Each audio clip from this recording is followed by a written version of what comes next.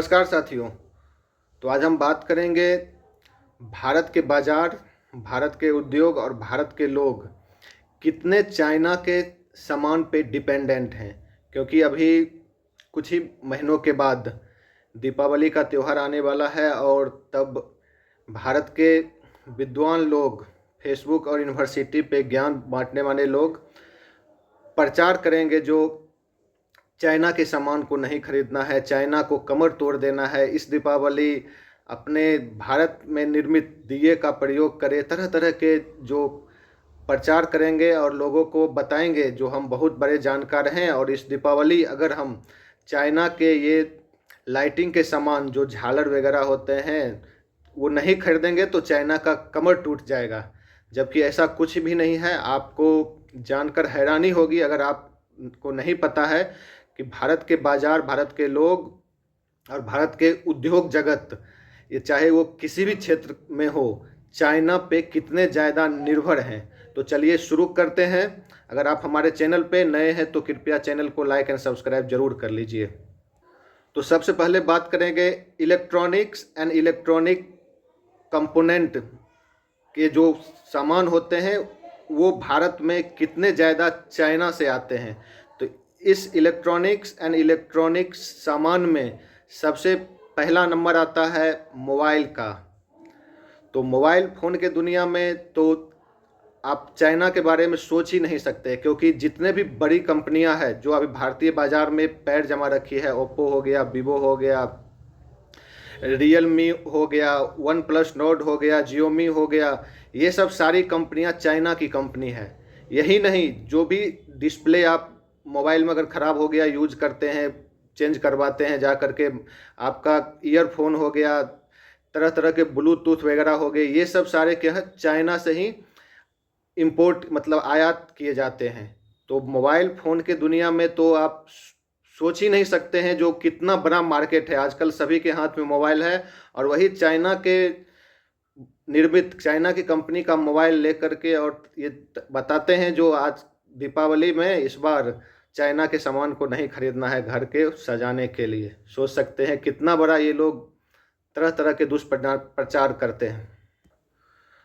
और ये electronics and electronics component में दूसरे नंबर पे आता है टेलीकम्युनिकेशन के क्षेत्र में यूज किए जाने वाले सामान। हम लोग जो मोबाइल पे एक जगह से दूसरी जगह बात करते हैं या फ़ोन पे, गूगल पे, ये सब चीज़ें को यूज करते हैं, ये जो सिस्टम पूरा चलती है और ये चलाने वाला जो उपकरण होता है कह सकते हैं, या जो मोबाइल मेन इस सिस्टम को चलाने वाले संसाधन है, उसमें भी चाइनीज़ सामानों का बहुत बड़ा योगदान है। बहुत सारे आइटम्स, अगर कभी आप किसी मोबाइल टावर पे चले जाएंगे, जहाँ से हम लोग यहाँ से अगर कॉलिंग किए तो वो सिग्नल जाता है मोबाइल टावर पे, और टावर फाइबर केबल के थ्रू जहाँ हम बात करना चाहते हैं वहाँ सिग्नल पहुँचाती है, और वहाँ जो टावर रहता है वो टावर जहाँ हम कॉलिंग करते हैं जिस आदमी को, वहाँ पे सिग्नल पहुँचाती है। तो इस बीच में जो उपकरण काम करती है उसे टेलीकम्युनिकेशन के उपकरण के नाम से जाने जाते हैं। और इसमें अगर आप देखेंगे तो बहुत बड़ा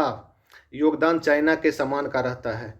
वहाँ पे राउटर्स यूज होते हैं, वहाँ पे बैटरियाँ यूज होती है, वहाँ पे तरह तरह छोटे छोटे सेमीकंडक्टर के इक्विपमेंट लगे रहते हैं, वहाँ इनोड भी लगी रहती है और बहुत सारे चीज़ें लगी रहती है जो चाइना से मंगाया जाता है। आप सोच भी नहीं सकते हैं जो कितना बड़ा आइटम्स है। और ये सब जो आइटम्स होते हैं बहुत ज़्यादा कॉस्टली होते हैं। वो कितने झालर आ जाएंगे एक टावर के इक्विपमेंट में। तो ये सब सारी चीज़ें का जो बनाने का काम करता है, चाइना में भारी मात्रा में किया जाता है। वो इंडिया ही नहीं पूरे दुनिया में इस चीज़ों को सप्लाई करते हैं। इसी कड़ी में तीसरा जो होता है कंज्यूमर कंपोनेंट, इलेक्ट्रॉनिक्स के सामान आते हैं।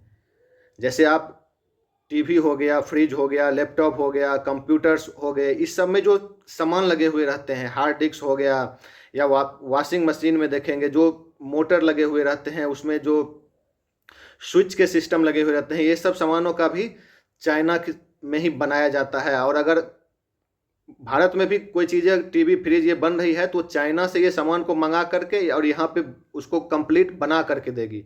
मतलब मेन जो योगदान होता है वो चाइना के सामान का ही होता है। तो इसलिए आप सोच भी नहीं सकते हैं जो मतलब कितने बड़ा योगदान है, कितने सारे चीज़ों को चाइना में बना करके इधर भारतीय बाजार में भेजा जाता है। तो अभी हमने आपको जो बताया ये तो इलेक्ट्रॉनिक्स एंड इलेक्ट्रॉनिक्स कंपोनेंट इसके क्षेत्र में था। अभी दूसरे जो इसमें आते हैं नंबर वो चिकित्सा के क्षेत्र में। अब चिकित्सा के क्षेत्र में अगर बात करेंगे तो जितने सारे पेन किलर दवाइयाँ बनती है या एंटीबायोटिक्स बनते हैं, तो इसमें जो मेन कंपोनेंट या इंग्रेडिएंट्स आप बोल सकते हैं वो जो उपयोग होता है उसका भी बहुत बड़ा सप्लायर चाइना है। इस दवाई को बनाने में जो मेन फार्मूला लगता है, उसमें जो चीज़ें लगती है, आप उसको चाइना से ही मंगा करके और यहाँ बनाया जाता है। बड़ी बड़ी कंपनियां जो है दवाई बनाती है, एंटीबायोटिक्स बनाती है या पेन किलर बनाए या कोई कफ सिरप बनाएगा, तो इसमें भी जो चीज़ का वो उपयोग करेंगे वो चाइना से ही मंगाया जाता है। अब इसमें एक तीसरा जो आता है ऑटोमोबाइल सेक्टर, जैसे गाड़ी घोड़े के सेक्टर में आप बात कर सकते हैं। तो उसमें जो आप एक कार को ही ले लीजिए या एक बाइक को ले लीजिए या एक बस को ले लीजिए, तो उसमें हजारों पार्ट्स होते हैं और काफ़ी छोटे छोटे पार्ट होते हैं जो बहुत महंगे होते हैं। जैसे आप किसी कार के अंदर के सिस्टम में जाएंगे, म्यूजिक सिस्टम हो गया, उसका स्टीयरिंग का सिस्टम हो गया, पावर ब्रेक का सिस्टम हो गया, तो ये सब में जो कंट्रोलिंग यूनिट होता है इसको भी चाइना से ही इंपोर्ट करके वहाँ बनाया जाता है। और बड़े बड़े गाड़ियों में बहुत सारे पार्ट्स लगते हैं, नोजल सिस्टम हो गया या कोई भी ऑयल जहाँ पे बर्न होता है, आप कंबशन चैम्बर का बात कर सकते हैं। तो इसमें जो मेन होता है पार्ट्स वो सब चाइना से मंगा करके ही यहाँ पे उसको असेंबलिंग करके बनाया जाता है। तो आप कहाँ तक रोकिएगा? अब वो चाइना के मोबाइल वीवो ओप्पो ये सब ले करके या उसी से अगर प्रचार कीजिएगा फेसबुक व्हाट्सएप पे बायकॉट चाइना, उससे क्या होने वाला है? अगर आप इसमें और आगे अगर जाएंगे तो इंडस्ट्री में जाएंगे, मशीनरी जहाँ बड़े बड़े इंडस्ट्री लगे हुए हैं, प्लांट लगे हुए, वहाँ बहुत बड़ी बड़ी मशीनें यूज होती है। अगर आप किसी मैन्युफैक्चरिंग सेक्टर में चले जाएंगे तो वहाँ कंप्यूटर न्यूमेरिकल कंट्रोल मशीन होती है बहुत, जो अपने आप काम करती है। उसमें एक प्रोग्राम फीड कर दिया जाता है, वो अपने आप कटिंग करेगी, अपने आप उसको फिनिशिंग करेगी।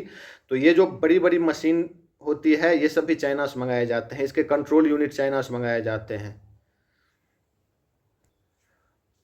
और अगर आजकल जैसे ग्रीन एनर्जी पे लोग फोकस कर रहे हैं, पॉल्यूशन हो गया या रिन्यूएबल एनर्जी जो कि डीजल पेट्रोल ये सारे अगर ख़त्म हो जाएंगे तो रिन्यूएबल एनर्जी ऊर्जा के नवीकरणीय स्रोत पे जो बात कर रहे हैं, तो इसमें सबसे बड़ा योगदान होता है सोलर एनर्जी का।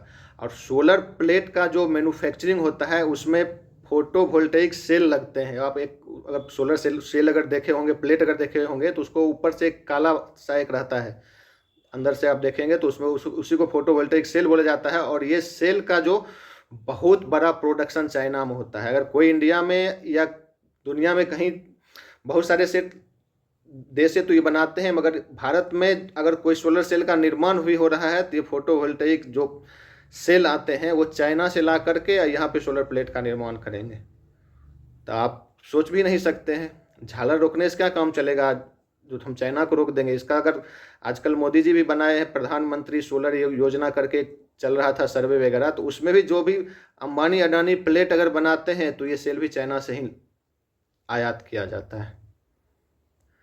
अगर कहीं पे सोलर प्लांट लग रहा है, मतलब बहुत सारे करोड़ों लाखों प्लेट को एक साथ लगा करके वहाँ से अगर इलेक्ट्रिसिटी किसी शहर या गवर्नमेंट को या कहीं किसी इंडस्ट्री को दिया जा रहा है, तो वहाँ पे भी ट्रांसफार्मर लगते हैं, इन्वर्टर लगते हैं, जो इन्वर्टर डीसी से एसी में करंट को कन्वर्ट करता है। तो ये भी चाइना से आता है।